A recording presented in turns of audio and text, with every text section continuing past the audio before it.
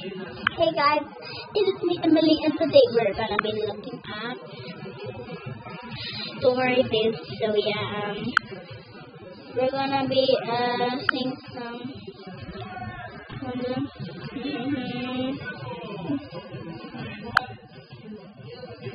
Okay, so that's much better. So we're gonna be looking at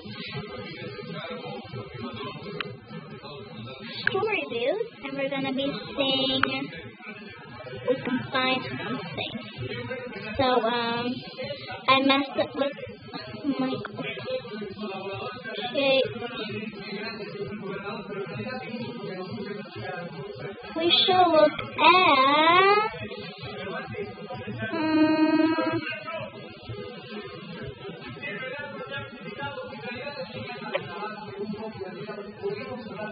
I don't know what to look at. What is that? My friend told my crush I liked.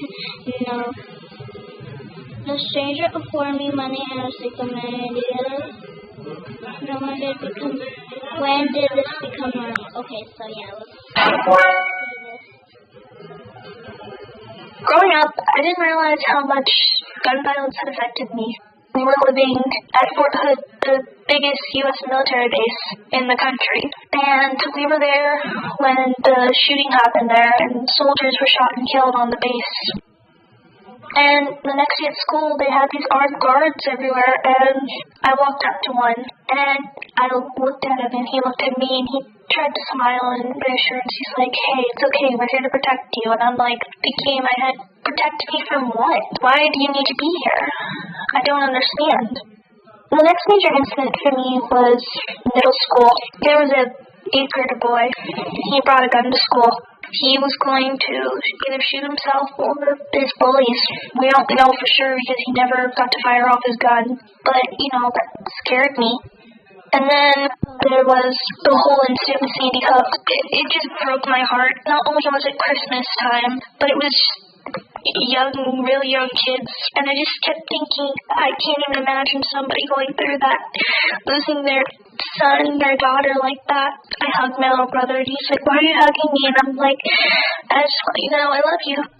The last major one that I think affected me was Stoneman Douglas, because I was a senior at the time. It was just kind of hard, because not only was it another school shooting, it was on Valentine's Day. It broke my heart, but at the same time, I was just numb to it too, which shocked me that I was numb to the fact that this happened again. After each of these events, I became more anxious and I became more defensive when people would joke around. I snapped at a kid who joked around saying he was going to shoot up the school, and I said, if you ever joke like that again, I'm telling a teacher. And he's like, don't be such a snitch. And I'm like, well, don't joke like that. And then we had a active shooter drill. I wasn't sure if it was real or not. We were all running to classrooms to hide, and my brother also went to school, and he was on the other side of the school, and I didn't know if he was hurt or not. I texted him, and I'm like, are you okay?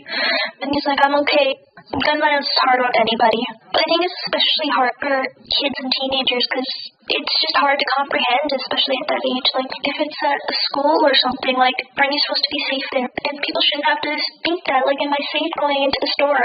Am I safe going to see this movie? Am I safe going to school? Why is that a question we have to ask ourselves now? But also, I have hope that things are going to change, that we won't just have to keep looking over our shoulders and have to put in metal detectors at schools. I think that this next generation is going to bring about a change and maybe not end gun violence, but help save lives and bring about a change that will hopefully have a lasting impact for our kids so they don't have to go through what we did. Okay. I hope you guys liked this video. If you did, smash that like button. So, and ring the bell and turn on the notifications.